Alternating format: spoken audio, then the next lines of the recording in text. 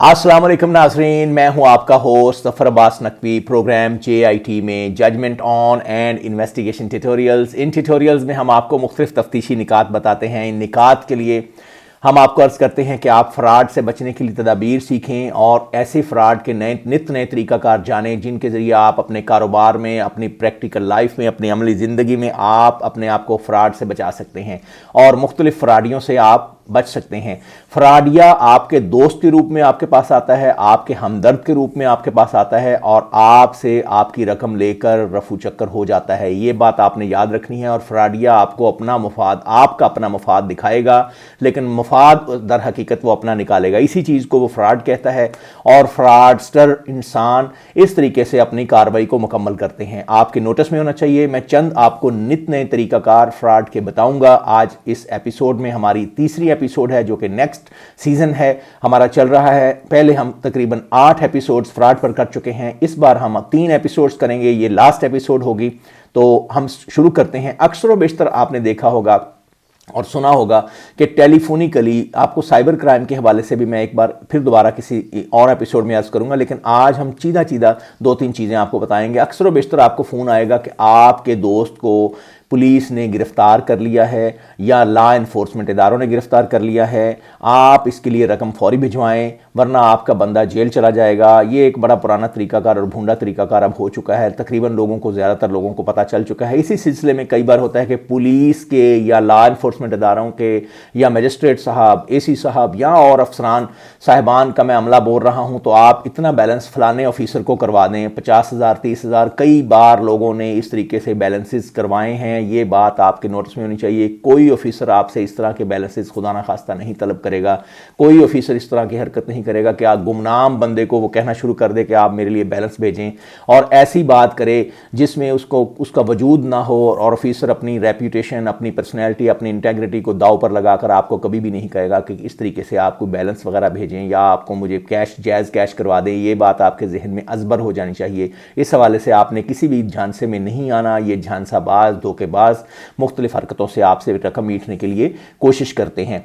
और law enforcement agencies के लोग, मैं फलाना थानेदार बोल रहा हूँ, फलाना ANF का ऑफिसर बोल रहा हूँ, फलाना जगह से बोल रहा हूँ, तो ये आपने जहन में रखना है कि कोई भी ऑफिसर इस तरीके से किसी से फ़ोन नहीं करवाता, ना करता है और ना ही किसी को ऐसे कहा जाता है। हाँ, अलबत्ता किसी की गिरफ्तारी हो जाए तो ये ज़रूर बतला दिया जाता है उसके रिश्तेदारान को कि आपका फलां बंदा गिरफ्तार है और इस वक्त कस्टडी में है लॉ इन्फोर्समेंट इदारों की। इस हवाले से आपने किसी की झांसे में हरगज़ नहीं आना और इस मामले में अपनी रकम नहीं दे बैठनी।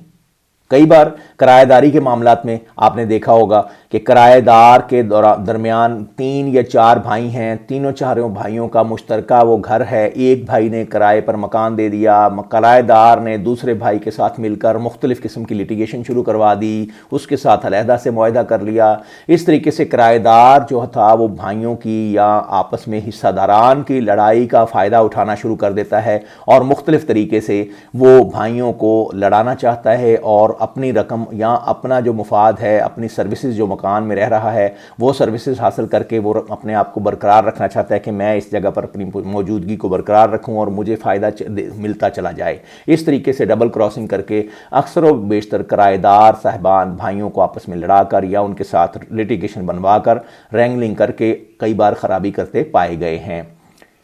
इसके अलावा रेवेन्यू रिपोर्ट या जब रिपोर्ट तलब की जाती है तो कई बार रेवेन्यू रिपोर्ट का अमला जानबूझकर देह का नाम गलत दे देता है ताकि उस बंदे को बार बार चक्कर लगाने पड़े, मुख्तलिफ लिटिगेशन में जाना पड़े, करेक्शन के लिए धक्के खाने पड़े।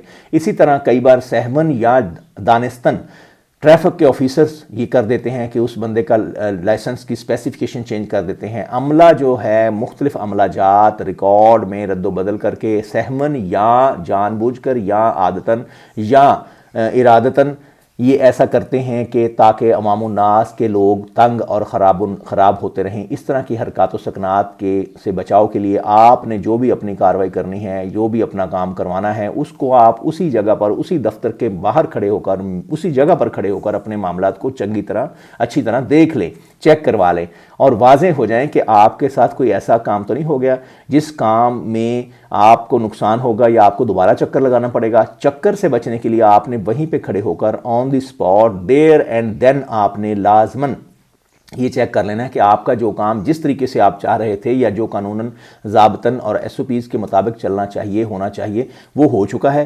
कहीं इसमें रद्दोबदल अदारों से अमला जात की तरफ से तो नहीं हो गया कर दिया गया कि ताकि आप ख़राब हों या सहमन तो नहीं हो गया। अगर कोई करेक्शन वगैरह करवानी तो आप अच्छी तरह तसल्ली से पढ़ लें। इसी तरह पासपोर्ट ऑफिस में, इसी तरह ID कार्ड के दफातर में, नादरा के दफातर में आपको ये चीज़ करने की प्रैक्टिस करने की ज़रूरत है। फैमिली रजिस्ट्रेशन सर्टिफिकेट आपने लेना है, कोई स्टाम्प वगैरह जारी करवाना है, किसके नाम जारी करवाना है, आपको पहले से अपना होमवर्क और अपनी जो रिसर्च है, अपनी तसल्ली है, तैयारी है, वो मुकम्मल कर लेनी चाहिए। ये नहीं कि आपको काम हो जाए और बाद अज़ा आपको इल्म में आए कि हमारे साथ तो इस तरह का फ्रॉड हो चुका है। इस मामले में भी आपको मोहतात रहने की ज़रूरत है। इसी तरह कई बार असल रिकॉर्ड कागजात की रंगीन कापी देकर जाहिर कर दी जाती है कि मैंने असल दे दिए थे। जैसे आपको एक बार पिछली एपिसोड में हमने अर्ज़ किया था कि प्राइस बॉन्ड्स के हवाले से असल प्राइस बॉन्ड की जगह पर फोटोकॉपी प्राइस बॉन्ड देकर आपको रुख्सत कर दिया जाता है कि हमने आपको प्राइस बॉन्ड दे दिया था, बाद असल प्राइस बॉन्ड रख लिया जाता है। इसी तरह अष्टाम और असल कागजात जायदाद के हवाले से भी पॉलिसी ये चलती है। फ्राडियों के ये जहन में होता है या करने की कोशिश करते हैं, धोखाधड़ी का अंसर मौजूद होता है कि वो लोग आपको धोखे में रख कर अपने डॉक्यूमेंट जो कि असल की बजाय उनकी रंगीन फोटोकॉपी होती है, डिटो कॉपी होती है, उसको आपको देने की कोशिश करते हैं और बाद इसको रेफरेंस बना लेते हैं कि आपको तो हमने असल कागजात दे दिए थे, अब आप हमसे क्या मुतालबा कर रहे हैं। कई बार आपकी जायदाद के कागजात एक बार आपने किसी को अमानतन दिए तो आपको वो कागजात अमानतन या फ़ोटोकॉपी कराने के लिए भेजा, या आपने किसी डॉक्यूमेंटेशन के लिए किसी वकील साहब को दे दिए, या किसी और मुंशी साहब को दे दिए, वकील साहब के मुंशी साहब को दे दिए, या किसी दोस्त अहबाब को दे दिए, तो वो बाद अभी इस तरह की काम करने की कोशिश करते हैं कि आपके डॉक्यूमेंट्स के साथ खराबी बस्यार करके आपको इस बात का नुकसान पहुँचाया जाए। किसी से मुख्तारनामा हासिल करके अक्सर व बेशतर ये भी साबित होता है कि जायदाद को अपने बीवी बच्चों के नाम पर ट्रांसफ़र करवा दिया जाता है। अपने भाइयों, चचाजाद भाइयों के साथ ये इस तरह अक्सर व बेशतर हो रहा है कि अपनी किसी की जायदाद का मुख्तारनामा हासिल किया और बाद उसी जायदाद को ट्रांसफ़र करवा दिया जाता है अपने बच्चों के नाम, अपनी बीवी के नाम, या अपनी फैमिली के मेम्बरान के नाम, या अपने दीगर भाइयों के नाम। इस तरीके से ट्रांसफरेंस से आपने लाजमन एहतियात का तकाजा बरकरार रखना है और इस मामले में विजिलेंट रहना है। ज़मीन की ठेका अगर आप देते हैं तो आप इस ठेके की ज़मीन पर लाजमी चक्कर लगाएं। अगर आपने मीटर लगाया हुआ बिजली का, या आपने ऐसी जगह पर ट्रांसफार्मर के ज़रिए आपने कनेक्शंस ले रखे हैं, कनेक्शंस तो आपके नाम है, आपने उस जगह पर चक्कर लगाते रहना है। ये ना हो कि आपका ठेकेदार जो है वो बिजली को चोरी करना शुरू कर दे, बिजली में टैंपरिंग शुरू कर दे, मीटर में टैंपरिंग शुरू करते हैं। तो अल्टीमेटली आपके ठेकेदार पर ये इल्ज़ाम नहीं आना, क्योंकि मालिक आप हैं। आपने आज खुद अपनी ध्यान रखना है कि आपका ठेकेदार कहीं ऐसी हरकत व सकरात तो नहीं कर रहा कि बाद अज़ां ठेकेदार तो वहाँ से चलता बने और रफू चक्कर हो जाए और आप खुद सिर्फ तमाम जो पॉलिटिकल जो रेंगलिंग्स हैं, जो लिटिगेशंस हैं, जो आपके गले में साफ़ा डलना है, वो आप पर आ जाए और आप पर ज़िम्मेदारी और ओनस आप पर आ जाए। ये आपने नहीं होने देना। अपना राउंड रखना है, अपनी जायदाद के ऊपर चक्कर लगाते रहना है और देखते रहना है कहीं बिजली का बिल एक्स्ट्रा तो नहीं आ रहा, कहीं आप पर एरियर्स तो नहीं डलने वाले। और इन मामलात पे आपने विजिलेंट रहना है। ये नहीं कि आपने लैंडलॉर्ड बन जाना है और एब्सेंटी लैंडलॉर्ड की वजह से होने की वजह से बाद पर्चे भुगतने हैं। जो ठेकेदारों का किया धरा है वो आपने भुगतना है, ऐसा नहीं होना चाहिए। इस मामले में आपने मजीद विजिलेंट रहना है और बिल आपके मालिक साहब के नाम हो और बिजली का इस्तेमाल ठेकेदार साहब जो हैं वो आपकी ज़मीन की पानी तो इस्तेमाल कर ही रहे होंगे। ये ना हो कि वो इर्द गिर्द पानी बेच के बिजली बहुत ज़्यादा इस्तेमाल करके चले जाएँ और बिल आपको आपके हाथ में थमा जाएँ कि जनाब आप बिल आप खुद मैनेज करें। ये चीज़ें आपने साथ साथ तनाज़ात से बचने के लिए, रैंगलिंग से बचने के लिए, आर्ग्यूमेंटेशन से बचने के लिए आपने साथ साथ क्लियर करते चले जाना है। कई बार जहेज़ का सामान उठाते हुए कई बार मसाइल आते हैं कि जहेज़ का सामान जब उठाना पड़ता है लड़की वालों को तो वो फ़ोटोग्राफ़ी नहीं करते, वो वीडियोग्राफ़ी नहीं करते। इस मामले में लाजमन आपने वीडियो बनानी है और सामान उठाते हुए इसकी तफसीलात, दस्तखत वगैरह कर लेने हैं, मौका के गवाहान का दस्तखत करवाने हैं, इलाके के मौज़ीन और ख़ास तौर पे ऐसे लोगों को साथ हमरा लेकर जाना है जो लोग आपकी गवाही भी दे सकें या कम अज़ कम ये वो वीडियो में आ सकें और फ़ोटोग्राफ में आ सकें कि सामान इस तरीके से उठा लिया गया था। लड़के वालों पर भी इल्ज़ाम ना आए और लड़की वाले भी इस मामले में कोई और दीगर मुतालबात बादज़ा ना कर सकें। इस मामले में भी तनाज़ात उभरते हुए नज़र आए हैं। इसी तरह नाम दुरुस्तगी के बहाने कई बार इंतकाल, ज़मीन वगैरह, रकबा वगैरह, मकान वगैरह, प्लाट वगैरह करवा लिया जाता है। जब बुज़ुर्ग हो जाए तो उनकी हिफाजत की जानी चाहिए। ख़ास तौर पर बुज़ुर्गों पर ऐसे फ़राडियों के हमलाजात बहुत ज़्यादा हो जाते हैं।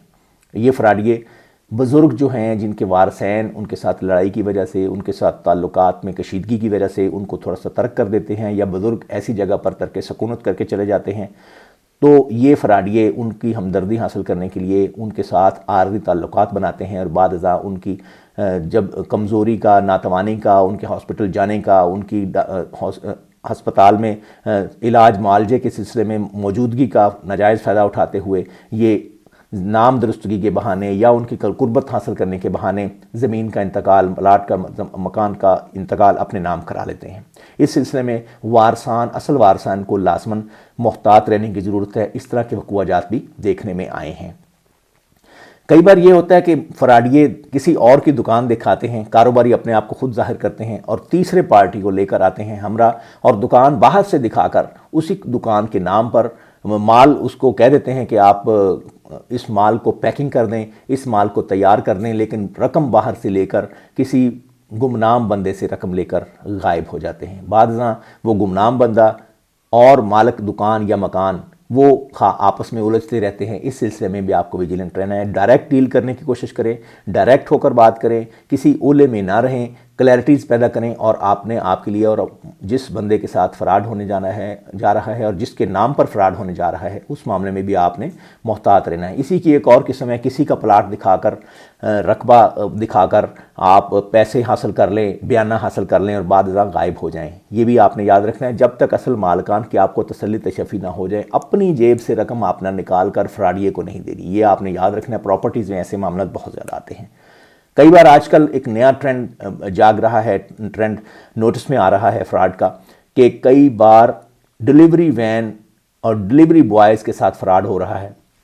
खाना किसी जगह पे मंगवाया जाता है, 10,000 का खाना है, 15,000 का खाना है, डिलीवरी वैन वहाँ पहुँचती है, बाद ना नेट के ज़रिए बताया जाता है कि आपको नेट के ज़रिए पैसे भिजवा दिए गए, ये व्हाट्सएप चेक करें, और बाद ना वो डिलीवरी खाना क्योंकि स्टेल होता है, डिलीवरी बॉय को जल्दी होती है वापस जाने की और फ्रॉडिया इंतज़ार कर रहा होता है कि इसको मैं कैसे वापस भेजूँ, ये बतलाऊँ कि पैसे आपको डिलीवर हो चुके हैं, और ये आपको ऑनलाइन तरीक़ाकार दिखा देता है कि ऑनलाइन मैंने आपको डिलीवर कर दिए हैं, ये देखें रसीद, ये उसकी व्हाट्सएप, लिहाजा अस्सलाम वालेकुम। इस तरीके से खाना लेकर हासिल करके उस खाने को तो उड़ाया जाता है, और जो कैरियर होता है, डिलीवरी बॉय होता है या गाड़ी का ड्राइवर होता है, वो बेचारा बकिया रकम अपने मालकान को भरता रहता है। इस मामले में भी आपको विजिलेंट रहना चाहिए।